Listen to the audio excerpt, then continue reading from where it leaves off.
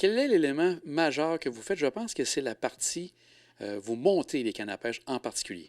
Ouais, dans les années 80, quand j'ai eu fini mes études, j'ai travaillé dans une boutique qui s'appelait La Mouche Soleil. Puis avec Claude Roy, j'ai commencé à monter des cannes à pêche. Je me montais à faire ça.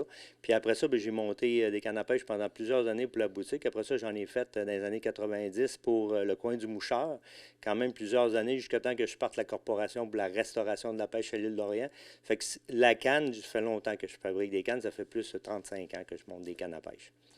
Aussi, vous faites la réfection. Les gens qui ont une canne à pêche à faire réparer viennent vous rencontrer.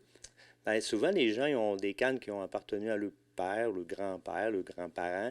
Ils veulent les garder en ordre, puis ils veulent les exposer, ou même les gens qui veulent qui ont acheté des cannes là, 5-6 ans, les anneaux ont commencé à user. Fait que là, moi, c'est sûr que je fais la restauration de ces cannes-là. On parle de restauration pour des cannes de 1800, des cannes super vieilles en bois, là, jusqu'à des cannes d'aujourd'hui. Les gens, souvent, ils vont casser leurs cannes dans des portières ou des portes de chalet. Fait que moi, je peux quand même les récupérer, les réparer, puis ils peuvent continuer à pêcher avec ça. Ça fait que le côté réparation et restauration de cannes, c'est très important. Puis, il n'y en a pas vraiment dans la région de Québec des gens qui sont voués à faire ça, là. Aussi, l'atelier, ce qui est plaisant pour les pêcheurs et même ceux qui ils connaissent moins, c'est tous les outils, pas les outils, mais toutes les pièces que vous avez ici de collection. C'est intéressant pour les gens de faire un tour aussi. Ben, les vieux gréements, là, c'est dans le fond, quand je suis arrivé à l'île en 72, ben, j'ai connu des pêcheurs. Puis depuis ce temps-là, ben, les gens, souvent, c'est des trucs qu'ils vont garder dans les placards, ils vont garder ça dans les sous-sols.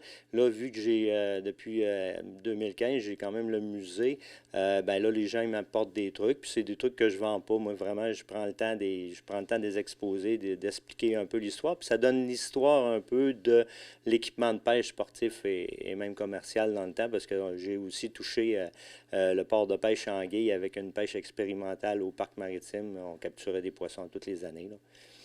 Est-ce qu'au niveau de la pêche et de ce qu'on pêche ici autour de l'île d'Orléans, est-ce que ça a changé beaucoup dans les années où on demeure sensiblement avec le même style de poisson qu'on avait à l'époque? C'est sûr que moi, je suis arrivé ici en 72. Le bar rayé était disparu. Aujourd'hui, le bar rayé est réintroduit et il va très bien. Même, j'ai hâte qu'il autorise ce qu'on puisse en manger. C'est quasiment ma prochaine mission. Je suis arrivé ici, il n'y avait plus de bar rayé. On a sorti un livre sur le bar rayé du Saint-Laurent en 98. Le gouvernement a enclenché un processus de réintroduction. Puis à cette heure, ben, il y en a beaucoup. Ils se propagent partout. Il y en a à Montréal, il y en a partout, partout. Ça fait que, puis au niveau des autres espèces de poissons, mais la qualité de l'eau s'est améliorée beaucoup. Donc, toute part du micro-organisme dans le fleuve. Si le micro-organisme est en santé, ben, les petits alevins vont grandir dans le fleuve. C'est vraiment un lieu pour ça. Puis, les plus gros poissons vont pouvoir se nourrir de la progéniture. Fait que c'est super bon, là. Le fleuve s'améliore beaucoup, oui.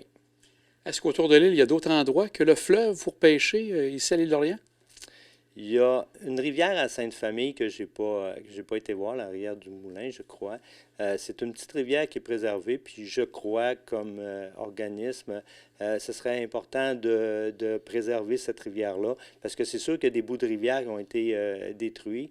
La culture, des fois, les gens, ils récupèrent des bouts de terrain, ils vont faire, au lieu d'avoir une rivière avec des méandres, tout ça, ben, ils vont faire un boulevard avec la rivière pour que l'eau coule par là, puis qu'il n'y ait pas de débordement. Mais s'il reste une rivière à truite à l'île d'Orléans, faudrait vraiment la préserver, puis donner tout son cachet, là.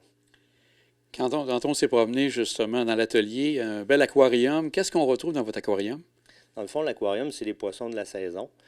Donc, on descend sur la grève où on va au quai avec mon fils ou avec ma conjointe, puis on descend, puis on attrape des poissons. Habituellement, moi, j'ai tout le temps un permis du gouvernement provincial, et j'attrape les poissons, j'ai le droit de les déplacer, puis de les mettre dans l'aquarium, puis de les garder toute la saison. Ça donne vraiment une ampleur. Souvent, j'ai à peu près une douzaine d'espèces différentes, souvent en couple. Puis ça va de l'esturgeon à l'anguille, perche blanche. Cette année, avec le gouvernement fédéral, on a eu l'autorisation de capturer des bars rayés. Donc, on a le droit de mettre deux petits bars rayés. Puis ici, ben, c'est un site qui est voué à expliquer un peu l'histoire du bar rayé. Fait que d'en avoir dans l'aquarium, je suis bien fier parce que c'est très important. Aussi, dernièrement, vous avez une bière maintenant au nom de l'atelier. Ça s'est fait comment, ça, pour avoir cette bière? Ben, c'est dans le fond, on a fait une approche, moi et ma conjointe, on a fait une approche avec la microbrasserie de Sainte-Famille pour avoir une bière histoire de pêche. Finalement, ben, les gens étaient intéressés, puis en plus, les propriétaires sont amateurs de pêche. Ils ont décidé de faire la bière, d'y donner le nom de la boutique, Histoire de pêche. Puis même mon logo qui est sur la canette. Puis l'histoire qui est en arrière aussi, ça représente un peu l'histoire du bar rayé.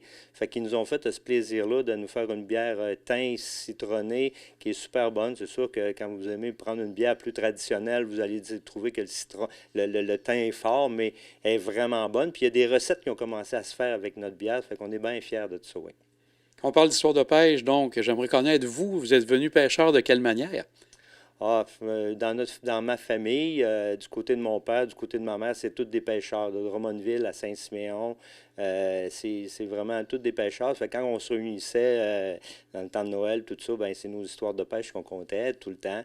Fait que moi, j'ai été élevé avec des histoires de pêche. Puis ben, c'est ça un peu le but de la boutique. Les gens, ils rentrent à l'intérieur, puis je pose la question, ben, à quel endroit vous pêchez? Puis automatiquement, ils m'arrivent avec une histoire de pêche. Ça me permet d'en savoir plus. Puis en même temps, ben, on crée un contact avec les gens. Puis c'est pas partout que tu peux rentrer dans une boutique puis conter ton histoire de pêche. Habituellement, on trouve ça long puis tannant, mais ici, c'est voué à ça. Et les gens peuvent venir visiter tous les jours. Comment ça fonctionne au niveau de la visite? Il y a, ben, tous les jours, sauf le dimanche et le lundi, j'y tiens parce que le dimanche et le lundi, c'est moi qui vais me chercher des histoires de pêche. Fait que comme ça, tu sais, je peux prendre une journée ou deux pour aller sortir puis aller pêcher. Puis le restant de la semaine, ben, je suis là, puis j'ai un numéro de téléphone, un courriel. Fait que, tu sais, automatiquement, il y a possibilité de me rejoindre. Puis moi, ben, je suis en arrière. La boutique est en arrière de la maison à 2 minutes à pied. Fait que je rouvre quand je veux, c'est ça que je dis, chez nous. Fait que je peux ouvrir, puis il n'y a pas de problème, là. Et la visite est gratuite ou il y a un frais pour entrer? L'entrée est gratuite, ça coûte une histoire de pêche. Fait que c'est pas plus compliqué que ça. Ben, Normand, Cette année, ma conjointe, elle a pris le département des gilets, des objets de promotion, parce que dans le fond, comme vous pouvez voir dans mon dos, ben, c'est un dessin que j'ai fait en 92 quand j'ai fondé la corporation. Puis aujourd'hui, on récupère ce dessin-là, qui est le mien, pour en faire la promotion, pour parler du bar rayé. Ça fait que sur la canette de bière, sur nos objets, on a le bar rayé qui représente bien ben, l'histoire de tout ce qu'on a fait à l'île d'Orléans sur le bar rayé. Ouais. ben Normand, on vous souhaite encore de nombreuses histoires de pêche dans les prochains temps, puis un bel été avec tous les gens qui vont passer ici. Ben, merci beaucoup, puis au plaisir de voir les gens. Puis si jamais il y a des gens qui veulent apprendre à pêcher à la mouche, attendez pas que j'organise des cours de pêche à la mouche, je ne ferai jamais ça.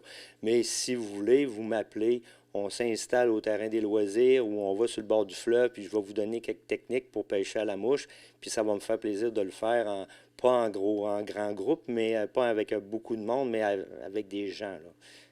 Ça va me faire plaisir. Ben, merci beaucoup, Normand. Ça me fait plaisir. Bonne journée.